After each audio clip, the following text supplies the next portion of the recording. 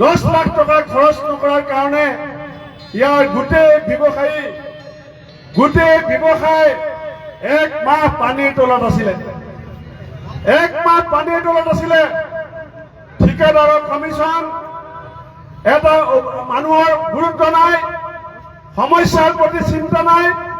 গোটেই মানুহ যেতিয়া পানীৰ তলত আছিল, অসম চৰকাৰে শিলচৰৰ মানুহৰ খবৰ লোৱা নাছিল। মই আহিছিলো, মই ডিচিক লগ ধৰিছিলো। মই ডিচিক লগ ধৰি কংগ্ৰেছৰ পুঁজিৰ পৰা লাখ টকা অনুদান আগবঢ়াইছিলো, কাৰণ আমাৰ চৰকাৰ নাই, আমাৰ শক্তি নাছিল। কিন্তু আমি মানুহৰ দুখৰ সময়ত আহি আমি শিলচৰ টাউনৰ মানুহৰ কাষত থিয় দিছিলো। আজি এই কথাবিলাক মই ৰাইজক একেবাৰে কৈছো। এতিয়া অসমৰ মুখ্যমন্ত্ৰীয়ে এতিয়া আচল কথাবিলাক আলোচনা কৰিব নিবিচাৰে। চাহ শ্ৰমিকৰ মজুৰি বৃদ্ধি কৰা কথা আছিলে, চাহ শ্ৰমিকৰ মজুৰি বৃদ্ধি নহল। দুলু চাহ বাগিচাত কৰ্মচাৰীক কেনেকৈ গতিয়াই বাগানৰ পৰা বাহিৰ কৰিছিল, আজি সেই কৰ্মচাৰীৰ অৱস্থাৰ কথা কোনেও চিন্তা নকৰে। গোটেই অসমত গাঁৱৰ মানুহৰ উপাৰ্জনৰ ডাঙৰ যিটো ব্যৱস্থা আছিলে, সেইটো আছিলে বাঁহ খেতি। বাঁহ খেতি কৰি বাৰীত বাঁহ গছ থাকিলে বৰাকৰ মানুহৰ চিন্তা নাছিলে। বাঁহ গছ থাকিলে অসমৰ মানুহৰ ঘৰ চলাবলৈ চিন্তা নাছিলে, কাৰণ বৰাকৰ কাগজ মিলত, বৰাকৰ পেপাৰ মিলত আমি বাঁহ গছ বেচি আমাৰ উপাৰ্জন বঢ়াব পাৰিছিলো। তেওঁলোকে জাতি মাটি ভেটিৰ কথা কৈছিলে, আৰু আজি আমাৰ পেপাৰ মিলৰ মেচিন আজি তেওঁলোকে কাবাৰীৱালাক কেজি হিচাপত বিক্ৰী কৰি দিলে। তেওঁলোকে পেপাৰ মিলৰ মেচিন কাবাৰীৱালাক বিক্ৰী কৰিলে। এওঁলোকে জাতি মাটি ভেটিৰ কথা যেতিয়া কয়, আমাৰ বৰাকৰ মানুহে অসমৰ মুখ্যমন্ত্ৰীক পৰিমল শুক্লবৈদ্য ডাঙৰীয়াক এই প্ৰশ্ন সুধিব লাগে। আজি বিজেপিৰ ভিজন ডকুমেণ্টছত কি আছিলে? বিজেপিৰ ভিজন ডকুমেণ্টছত আছিলে যে বৰাকত তেওঁলোকে মিনি দিছপুৰ বনাব, মিনি ছেক্ৰেটাৰিয়েট বনাব।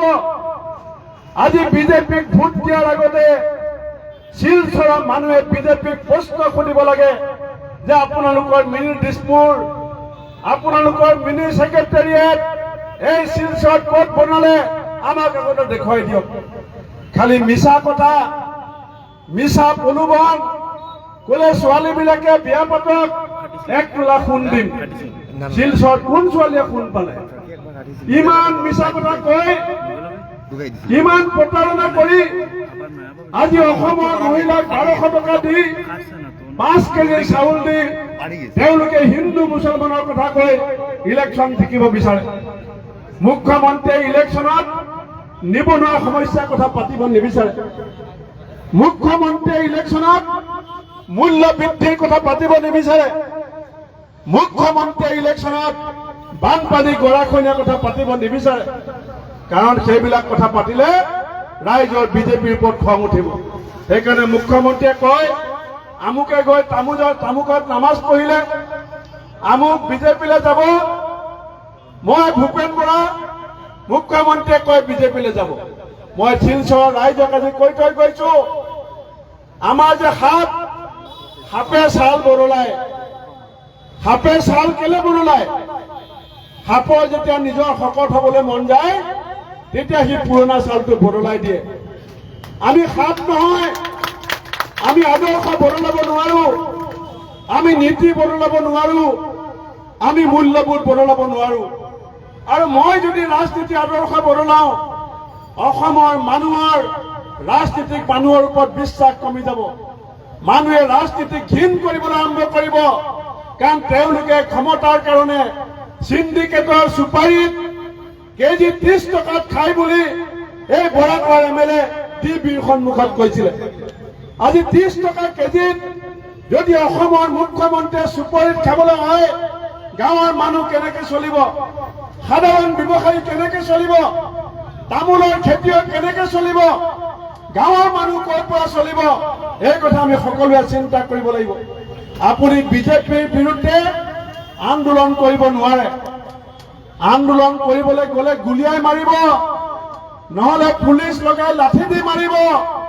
কিন্তু গণতন্ত্ৰত আমাৰ যি ভোট দিয়া অধিকাৰ, সেই অধিকাৰ সবতছে ডাঙৰ আন্দোলন।